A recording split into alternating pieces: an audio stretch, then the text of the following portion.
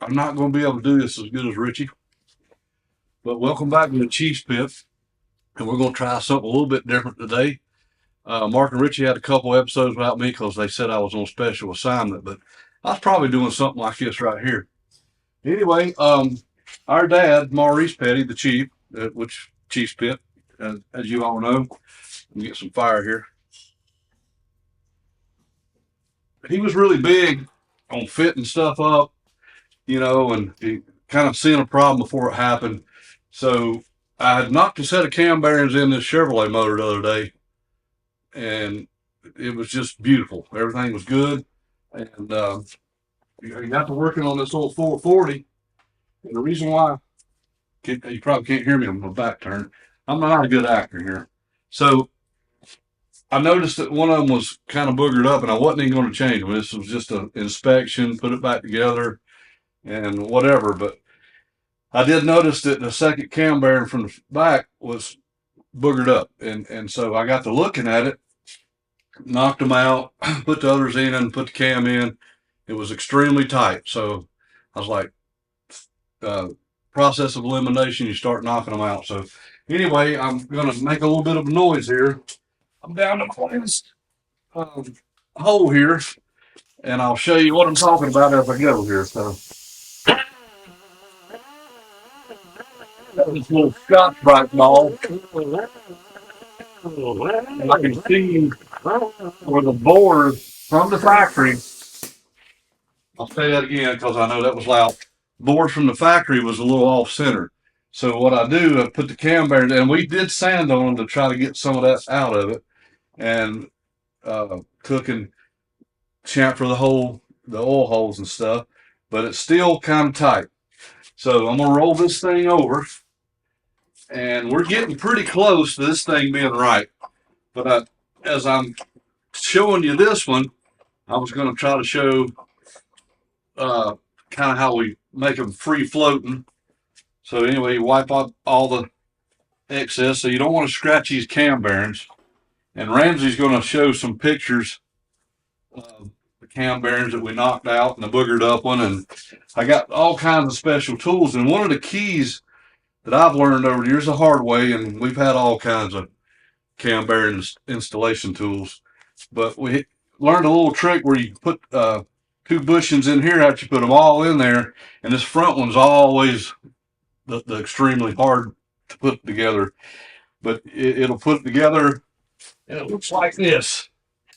These two would go in the second and third, and then you put that on there, and it's got this little bushing here, and then you drive it in there, and that keeps it straight. 9 out of 10 times, if you just got that old short one they provide in a kit, you will pink the living crap out of it. So anyway, here's our camshaft, and I've got it. I'm going to start out dry because, like I said, I'm getting close, and it floats all but one or two little places, and I still may have to work on it ever so slightly. And this is, we're going to we're experimenting with this episode because there's all kinds of little stuff that our dad did over the years to kind of help us and show us what we had going on. So I put a little oil on it now, each one. Sort of hurrying through this, so we don't usually kind of get in this big a hurry, but you can see it's already wanting to turn, and it's not bad. Most people would probably let that go, but I'm going to probably work on it just a little bit more, and if you'll see, it gets back here to back, and it's just nice right there. So that's kind of what we're looking for. I'm gonna grab this Chevrolet and show you just what I meant. So, just.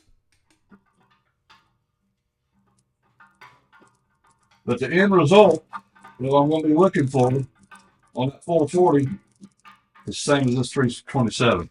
You see how I'm not even struggling. It's just floating like a butterfly and stinging like a bee, like my man Muhammad Ali.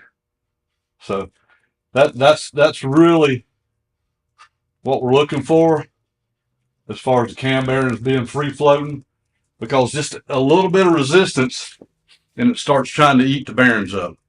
And like I said, I'm going to lay them out later. Richie wanted me to show you the crankshaft that's going in this behemoth. And these piston boards, and we'll do a close up.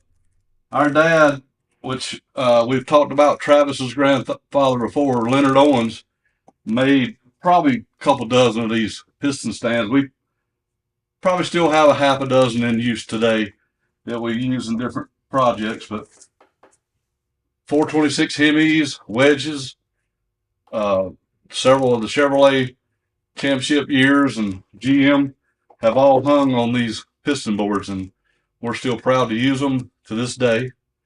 And anyway, that's so without me, and I just decided we would do one with just me, or we kind of all decided together. But anyway, you guys keep on keeping up with what we got going on. We'll try to do a little bit better job on some of these how to do and what not to do episodes.